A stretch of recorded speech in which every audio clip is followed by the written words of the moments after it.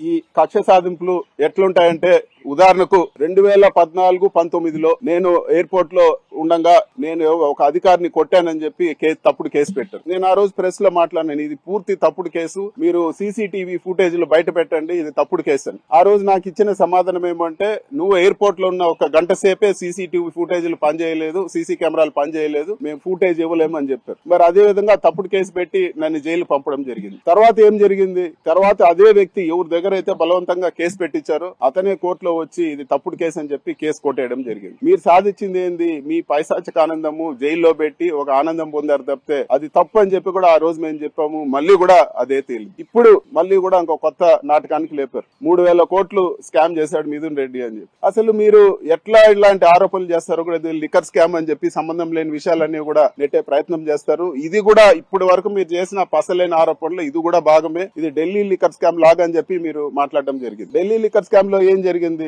ప్రభుత్వ షాపులన్నీ కూడా ప్రైవేట్ పరం చేసి ఆ రోజు కేసు రావడం జరిగింది. మరి ఆంధ్రప్రదేశ్ లో ఏం జరిగింది, జగన్మోహన్ రెడ్డి గారు ఉన్నప్పుడు ప్రైవేట్ గా ఉండేటివన్నీ కూడా ప్రభుత్వం నడిపింది. మరి స్కామ్ ఎక్కడుంది? ఇప్పటి వరకు గత కొన్ని నెలల ముందు 50,000 కోట్ల స్కామ్ అన్నారు, మళ్ళీ ప్రజలు నమ్మరని చెప్పి మళ్ళీ 30,000 కోట్లు అన్నారు, మళ్ళీ 10,000 అన్నారు, మళ్ళీ ఇప్పుడు 3,000 అంటా ఉన్నారు. ఇది ఒక ఫిగర్ కు తీసుకొచ్చి ఇప్పుడు 3,000 అని చెప్పి, మరి 3,000 కోట్ల రూపాయలు అంటే అది 300 కాదు కదా జోబులో మర్చి పెట్టుకునే దానికి. ఎక్కడుందో చూపిమని చెప్పి కూడా నేను ఈ రోజు డిమాండ్ చేస్తా ఉన్నాను. ఇట్లాంటి తప్పుడు ఆరోపణలు మీరు చేసి ఈ రోజు ప్రజల్ని డైవర్ట్ చేసి ఈ రోజు జగన్మోహన్ రెడ్డి గారిని, అదే విధంగా వైఎస్ఆర్ కాంగ్రెస్ పార్టీని దెబ్బతీసే ప్రయత్నం మాత్రమే అని చెప్పి కూడా నేను తెలియజేస్తా ఉన్నాను. ఒక జగన్మోహన్ రెడ్డి గారు ఒక పెద్ద చెట్టు అయితే మొట్టమొదటిగా కొమ్మలన్నీ నరికి చెట్టు నరికే ప్రయత్నం మీది. పక్కన ఉండే లీడర్లందరినీ కూడా ఎవరైతే పార్టీ గట్టిగా ఉన్నారో వాళ్ళందరినీ దెబ్బతీసే ప్రయత్నం మీరు చేస్తా ఉన్నారని చెప్పి కూడా నేను ఈ రోజు తెలియజేస్తా ఉన్నాను. అదే విధంగా నేను ఒకటే చెప్పదలుచుకుంటా ఉన్నాను, అందరికీ ఒకే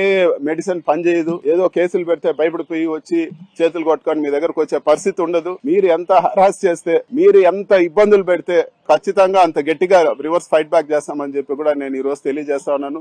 ఇట్లాంటి తప్పుడు కేసులు అన్ని కూడా ధైర్యంగా ఎదుర్కొంటాము. ఎక్కడ కూడా మేము తప్పు చేయలేదు కాబట్టి ఎక్కడ తగ్గే ప్రసక్తే ఉండదు, భయపడే ప్రసక్తి ఉండదు అని చెప్పి కూడా నేను తెలియజేస్తాను. న్యాయంగా ఎన్ని దారులున్నాయి అన్ని విధాల దీన్ని గట్టిగా ఫైట్ చేస్తాము. ఇది పూర్తి తప్పని చెప్పి కూడా త్వరలోనే తేలుతుందని చెప్పి కూడా నేను తెలియజేస్తాను. అసలు వినే పరిస్థితి లేకుండా చెప్పిందే చెప్పి అక్కడ ఏదో జరిగిపోయిందనే ఒక నెరేటివ్ తీసుకొచ్చారు. నేను ప్రెస్ మీట్ పెట్టి కూడా చెప్పడం జరిగింది, పలానా భూమి కోసము పలానా చోట పలానా భూమి ఉంది, వాల్యుబుల్ ల్యాండ్, దీనికోసం ఇలా చేశారని మీరు ఉండాలి కదా. భూమి చూపించమంటే కూడా ఇప్పటి వరకు ఎక్కడ లేదు కానీ ఆరోపణలు చేస్తూనే ఉండరు. వాస్తవాలు చూస్తే అక్కడ గౌతమ్ తేజ్ అనే పిల్లోడు పనిచేస్తా ఉన్నాడు ఆర్డీఓ ఆఫీస్ లో. వాళ్ళ తల్లిదండ్రులు ప్రెస్ లో మాట్లాడారు. అతన్ని అరెస్ట్ చేసినప్పుడు వాళ్ళ తల్లిదండ్రులు ప్రెస్ లో మాట్లాడారు. వాళ్ళ తండ్రి పేరు యతిరాజ్ నాయుడు అనుకుంటాను. మేము మా కుటుంబం అంతా టీడీపీ సింపథైజర్స్, చంద్రబాబు నాయుడు మాకు బంధువు కూడా అవుతారు, మా పిల్లోడిని అన్యాయంగా అరెస్ట్ చేశారని చెప్పి మాట్లాడారు. మరి ఇన్వెస్టిగేషన్ అంతా కూడా చేసి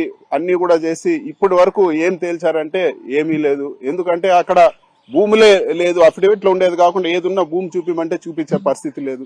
ఇదే అతనికి ఎవరైతే ఆర్డీఓ ఆఫీస్ లో పనిచేశాడో అతని దగ్గర పెట్టారు. ఆ గౌతమ్ తేజ్ అనే పిల్లోడు son of G Yathiraj Naidu అని. సో ఈ పాలిగ్రాఫ్ టెస్ట్ ఏదైతే ప్రభుత్వం చేయించిందో ఎక్కడ కూడా అతను నేరం చేసినట్లేదు, ఎక్కడ కూడా అతను దాంట్లో ఏదో ఒక మోటివ్ కానీ ఇంకోటి కానీ చేసినట్టు లేదని చెప్పి క్లియర్ గా ఈ క్వశ్చన్స్ అన్ని కూడా నేను మీడియా మిత్రులతో కూడా పంచుకుంటాను. అదే విధంగా ఈ ఇన్సిడెంట్ జరిగే ఒక గంట ముందే అతను ఇంటికి వెళ్ళిపోవడం సీసీ కెమెరాల్లో రికార్డ్ అయిందని కూడా అతని బెయిల్ ఇచ్చిన ఆర్డర్ లో కూడా ఉంది. మరి ఇలాంటి ఒక విషయాన్ని తీసుకొచ్చి ఒక కట్టుకథ అల్లి ఏదో జరిగిపోయిందని చెప్పి నెలలు నడిపి ఏదో చేస్తామని చెప్పి అక్కడికి డీజీపీని హెలికాప్టర్ లో పంపించడము, రెవెన్యూ సెక్రటరీ రావడము, దాని గురించి మంత్రులు మాట్లాడడము, చంద్రబాబు నాయుడు గారే పలుమార్లు మాట్లాడడము, ఇన్ని కూడా ఏదో ఒక డైవర్షన్ టాక్టిక్స్.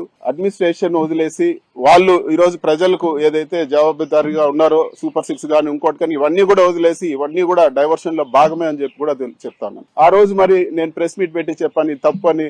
అదే విధంగా నేను ఇంకొకటి ఈ ప్రభుత్వాన్ని అడుగుతా ఉన్నాను, 100 మైన్స్ అన్నారు, 100 మైన్స్ దోచేశారు వీళ్ళు, 1,000 కోట్లు శాండ్ లో ఇచ్చేశారని చెప్పి 2 నెలలు మైనింగ్ ఆఫీసులు పూర్తిగా పోలీస్ ఆధీనంలో తీసుకొని క్షుణ్ణంగా పరిశీలించారు. మరి ఏం తేలిందో ఈ రోజు నేను అడుగుతున్నాను. 100 మైన్ కాదు కదా, ఒక్క మైన్ చూపిమని అడుగుతా ఉన్నాను.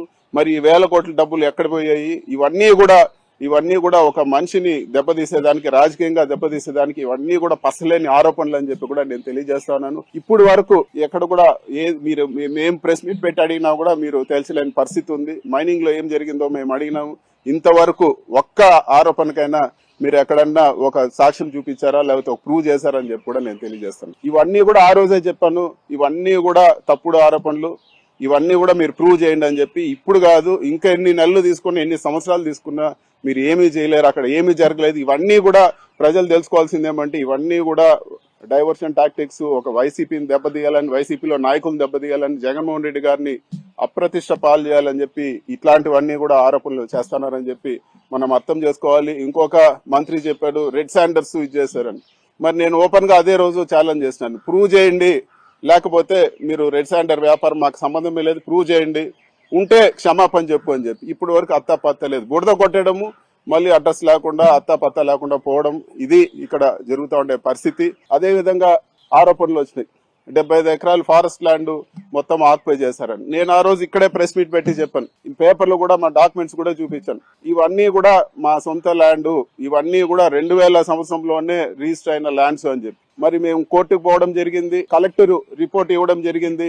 నేను ఆ రోజు ఏదైతే చెప్పానో, నేను ఏదైతే మా ల్యాండ్ డాక్యుమెంట్స్ చూపించానో 75.76 ఏకర్స్ మా కుటుంబ సభ్యులకు ఉందని చెప్పి, కలెక్టర్ రిపోర్ట్ లో కూడా అదే ఉందని తేలింది. ప్రచారం చేసి దానికి ఒక స్టోరీలు నడిపి, దానికి డిబేట్లు పెట్టి ఎంత దుష్ప్రచారం చేశారో మళ్ళీ ఈ రోజు నిజం కూడా చెప్పాల్సిన బాధ్యత మీ పైన ఉందా లేదా అని చెప్పి కూడా నేను అడుగుతా ఉన్నా. ఇట్లాంటి ఆరోపణలు చేస్తూ ప్రజల్ని తప్పుదోవ పట్టించే ప్రయత్నం చేస్తా ఉన్నారు.